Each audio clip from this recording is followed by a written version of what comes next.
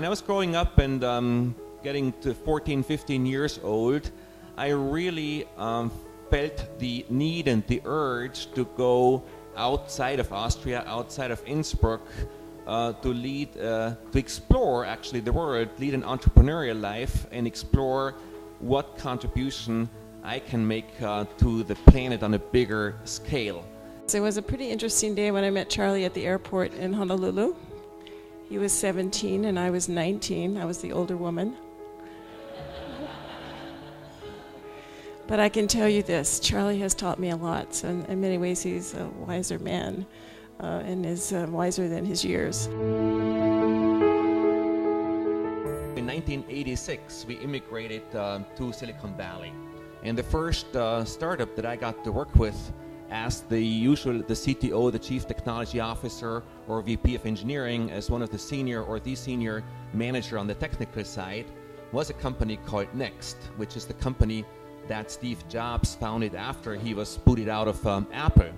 And talking about innovation, talking about high-performance teams, talking about not leading a life of mediocrity, talking about really challenging yourself to give your best to change the world.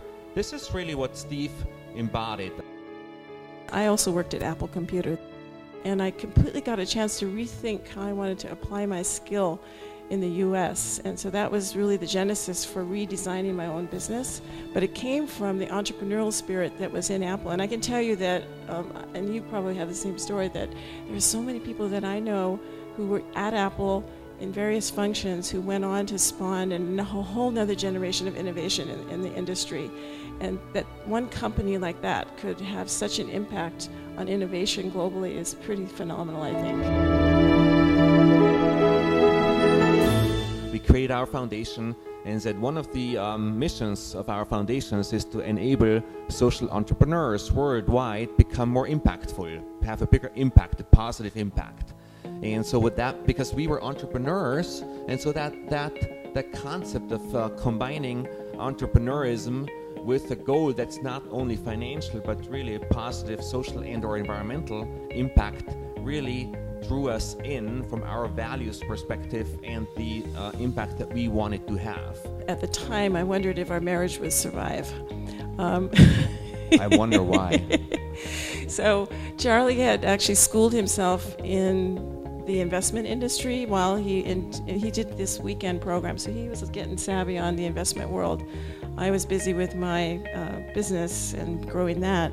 And at the time when we came into Capital in '99, we actually waited until 2000 to start figuring out how to invest it. And that was purely because we were all so busy that, frankly, if you go one day you're working really hard and the next day you have millions in the bank, you don't actually do much. I mean, we didn't change our lifestyle. You wouldn't have known that we had any money more than we had the day before. We express our values through our investments. We don't consider the investments to be an intellectual exercise to make money or to prove something. We believe that we need to do something meaningful with our investments. The intentionality is first and foremost.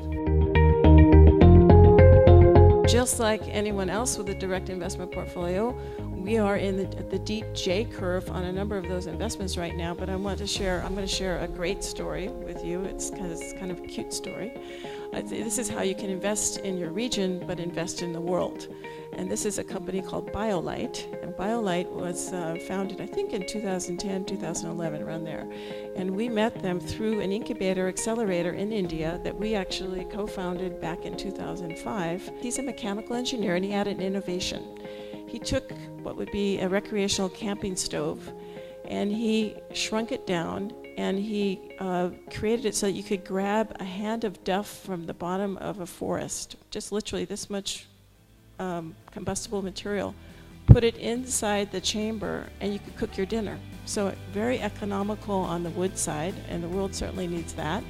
You don't have to carry the canisters with you, so very efficient. And the off-gassing, it was like 98% clean, which meant only 2% smoke, and I think almost no black carbon, so very healthy. But this was for the for-profit market, for the recreational market in the US.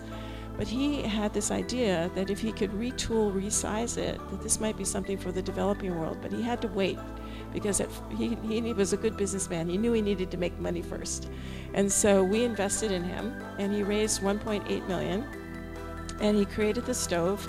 And when he went to market a year later, by the time he opened up his portal to do online, to basically sign up for online orders, he thought maybe we're going to get 2,000, 3,000. It went viral. He got 30,000 orders in the first month. The impact is integral to what the business does. And if you can't split those out, and we look for businesses like that, and we look for ones who have innovation and who are global players. And this man, Jonathan Cedar, is an amazing businessman. That was the first thing I noted about his whole approach to this space. He has his heart in the right place. He wants to have the impact, but he knows without rigor that he's not going to reach the markets that he needs to. So that's the kind of entrepreneur we look for.